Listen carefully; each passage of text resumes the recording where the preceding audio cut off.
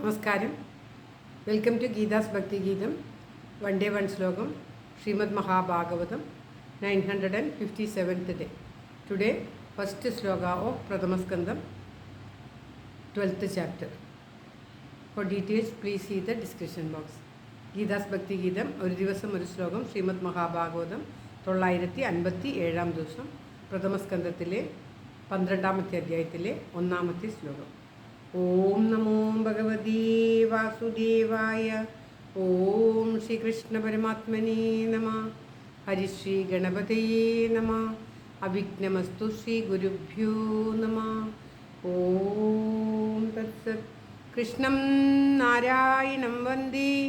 കൃഷ്ണം വന്ദേ വ്രജപ്രിയം. കൃഷ്ണം ദ്വൈപായനം വന്ദേ. കൃഷ്ണം വന്ദേ പൃഥാസുതം. ശ്രീപരമാനന്ദനാഥനായ അദ്വൈതദീപമായി മോക്ഷേഷു വൃന്ദമന്ദാരമായി കാരുണ്യവാരിധിയായി വിഭൂദേശനം നാരായണൻ മമ മന്ദത മാറ്റണം. ഓം തത്സത്.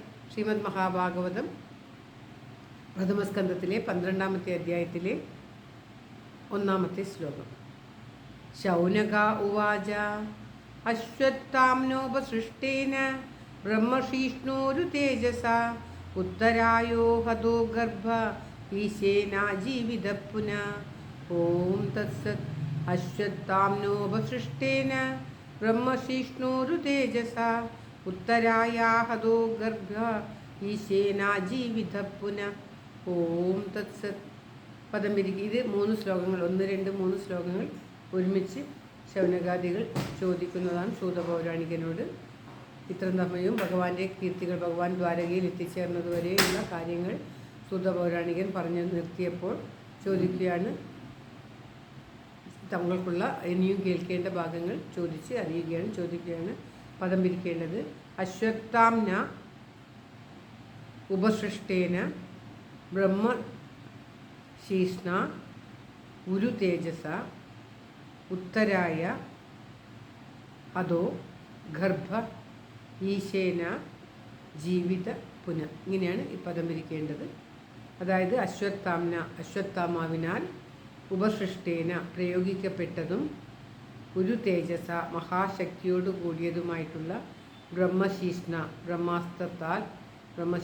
എന്ന അസ്ത്രത്താൽ ഉത്തരയുടെ ഗർഭത്തിൽ ഹനിക്കപ്പെട്ടു. പിന്നെ ഈശ്വരനാൽ ജീവിക്കപ്പെട്ടു. അതായത് പരീക്ഷത്തിന്റെ ജന്മത്തെക്കുറിച്ച് പറയുകയാണ്. താൻ പകയുടെ മൂർത്തിഭാവമായിട്ടുള്ള അശ്വത്ഥമാവ് തൻ്റെ കോപം പാഞ്ചാലിയുടെ 5 പുത്രന്മാരെയും വധിച്ച് പാണ്ഡവന്മാർക്ക് അവരുടെ പരമ്പര ഇല്ലാതാക്കി. എന്നിട്ടും കൊല്ലാതെ പിടിച്ച അർജുനൻ അശ്വത്ഥമാവിനെ കഴിഞ്ഞ അധ്യായങ്ങളിൽ നമ്മൾ അതൊക്കെ കണ്ടതാണ്.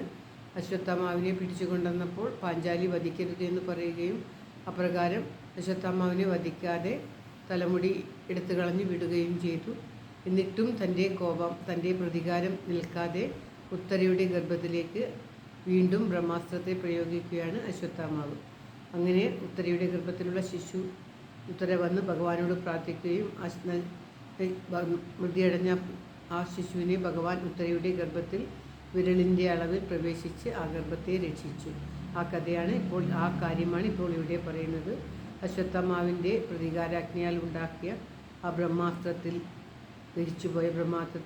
നശിച്ചുപോയ ഇല്ലാതായ ഉത്തരയുടെ ഗർഭം, ഹനിക്കപ്പെട്ട ഉത്തരയുടെ ഗർഭം ഭഗവാന്റെ കാരുണ്യത്താൽ ജീവിക്കപ്പെട്ടു എന്ന് ഈ ശ്ലോകത്തിൽ പറയുന്നു. അപ്രകാരമുള്ള ആ പരീക്ഷത്തിൻ്റെ കഥ പറഞ്ഞു തരുവാൻ വേണ്ടിയിട്ട് ഈ